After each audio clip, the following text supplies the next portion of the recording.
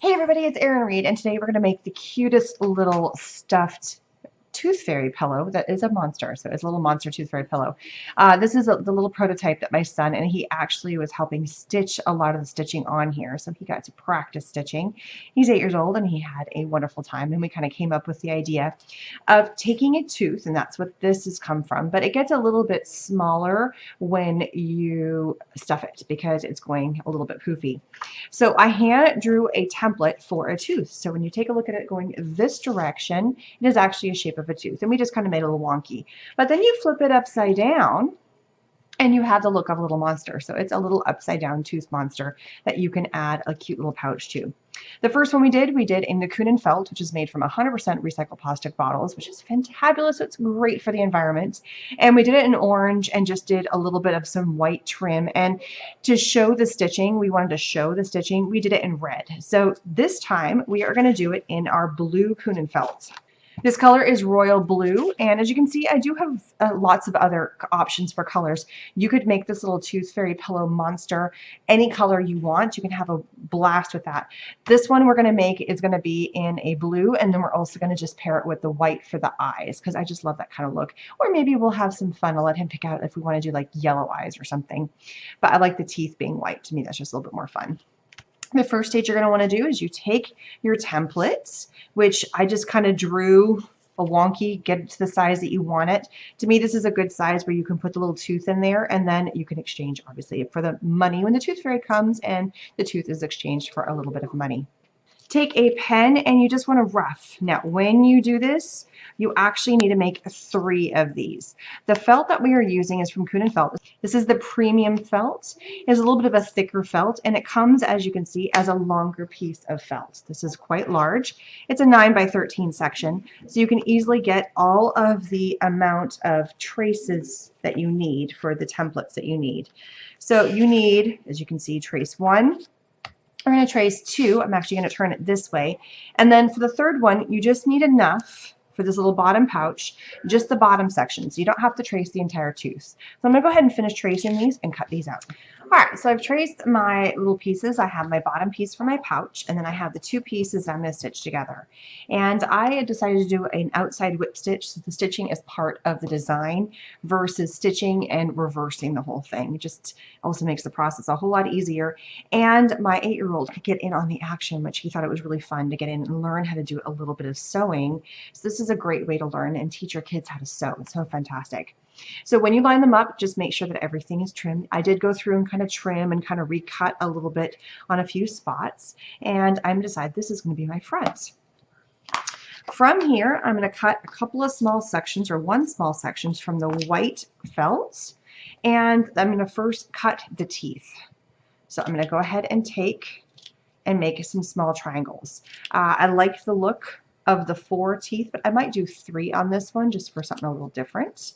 So we're going to do 3 teeth on this guy. So what I like to do is I like to place and flip this guy upside down. Remember, it's supposed to look like a tooth this way, and it becomes a little cute monster flipped around the other direction. So what I'm going to do is I'm going to place, and we're going to have 1 little cute snaggle tooth that is going upwards, and then I'm going to have a couple of cute little snaggle teeth coming down. And so that is what my monster looks like. So I can go ahead and sew this on right here. And just to make my life easier, because I like the placement of where it is at, I'm just going to place a tiny little bit of Beacon Fabri-Tac glue right in the center so it doesn't impede my sewing abilities, right where I feel I want to have that tooth. And it's just to give me a place that's not wiggling around on me. It's also a great idea to do that same process if you have kids that are sewing, therefore the pieces don't fly off. You don't have to worry about using pins and stuff that might poke them any more than the needle might. So I love that. And I'm going to have the little snaggle tooth just come right up here. And I'm going to place that down again exactly where I want it. So place a little bit of the glue, place this back down again. And I just want a little bit of a tooth sticking up. And we will sew that on so it doesn't pop off. And the glue is just giving it a place to go. You could glue this if you wanted to and leave those. These ones we did glue. We didn't actually stitch these on, and they are doing absolutely fine. I'm going to now take the felt, and I am going to cut out 2 circles. So I'm just folding in half, and I'm rough cutting. Now, some people are like, oh, but you need to have perfect circles. Something about this little guy, it looks better when it's not perfect. He looks cuter. He looks more adorable when everything is kind of haphazard, because nothing about this is perfect. And I think it looks really adorable and really sweet that way. So his eyes are kind of in that same dimension. But just to make my life easier, instead of having to cut twice, I'm just going to cut once. You could die cut this, but again, I love the look of the rough versus it being super pristine. It just gives it more character. So here are our cute little eyes. Look how adorable that's looking already. I love that. And then now we're going to get some cute buttons. So I just pulled a couple of green buttons that are just something different, not the norm, just a little bit out of the ordinary. And I think for this, we are going to sew everything in a yellow thread. At this point, I'm just going to take a little bit of yellow thread and I am going to sew the buttons onto the eyes. When I sew the buttons on the eyes, if you notice, I kind of place the eyes that they're not staring. He just looks kind of crazy and fun, like a monster should be. So I'm going to do the same trick I did before. I'm going to go ahead and put a little dab of the glue on both eyes, stick them down, and I'm going to do a quick little whip stitch. Same stitch I did on this, just to give it a little bit of character and to stick the eye to the monster. That way I can place the eyes in the direction I wish and make sure they are on there and they won't move on me while I am stitching.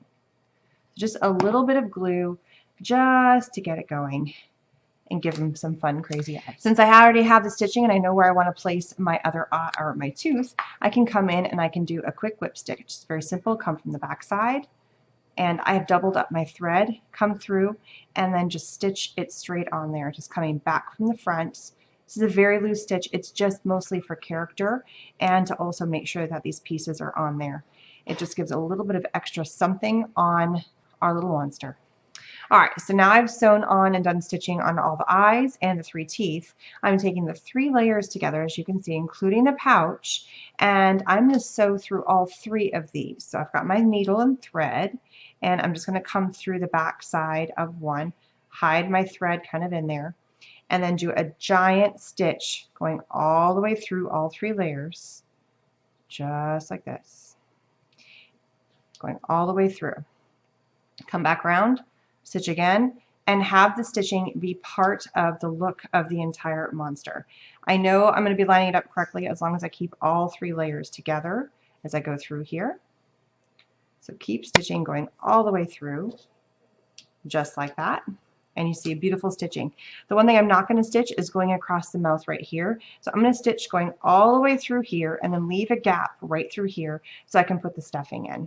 And I'm going to speed that up for you. All right, once you've got it all sewn up through, you want to leave one little bit of a gap. That way you can get all your stuffing in there. So just whatever cotton batting stuffing that you have would be perfect. Start putting in there. I like to do the little root part of the teeth first. So I just kind of get in there. If you've made it big enough, you can probably get your finger in there. You don't want to overstuff them, but you don't want to understuff them. Just kind of use your best opinion of how much to put in there. And just keep on filling it up until you feel like you've got the right amount of stuffing. If you need a little bit more of something to help push down, you can always use the tip of a pen. Just make sure you don't use one that's got a pen cap that might come loose. And so I'm just going to continue stuffing this, and then I'm going to take the same thread and then sew up the edge until you have a complete little monster. So my kids don't fight over these because that just happened. I got done filming and I was finishing up this little guy, which is so adorable. You got your pouch down here that you can put your tooth in, and then the tooth fairy can come exchange the tooth and put the little money inside of there. It's so cute. Same idea for this one. I did not overstuff them and they are just adorable.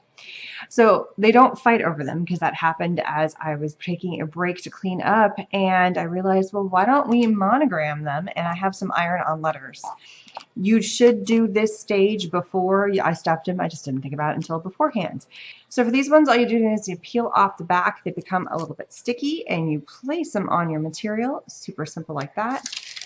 And then you place a little bit of parchment paper and hold it for about 30 seconds. This one I have already done, and it is on there wonderfully, and so now it is a monogram letter that is perfect for my son Brandon, and then the other one is perfect for my son Catherine. So there we go, 2 cute little monster pouches, perfect for the tooth fairy. That is actually the shape of a tooth that is inverted to make them look like adorable little monsters. You can make them out of any felt color that you wish. You can make them out of any design. You can have the eyes be different. You don't have to use buttons. You can really have fun with all that. You can make the pouch smaller or larger. You can make this a large pillow, or you can make this even smaller. You can even customize it by putting their initials on the back side or just the first letter of their name. That way they know whose is whose, and there's no argument about whose happens to be whose, which in my case, with my kids, that is the case. You can find all these materials, Kunin Felt, and also the Joy Letters at your big box stores for your craft supplies. And thanks again for stopping by, and don't forget to subscribe. Bye-bye.